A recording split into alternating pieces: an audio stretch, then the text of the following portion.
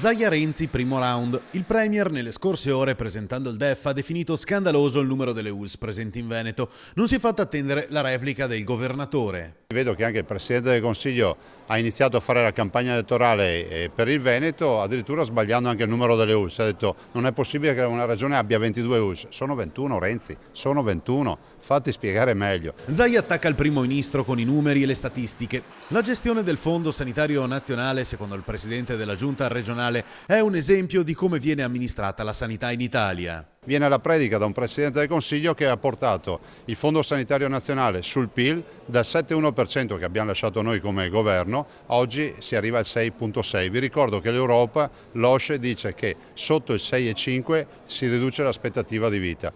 La Germania a 9%.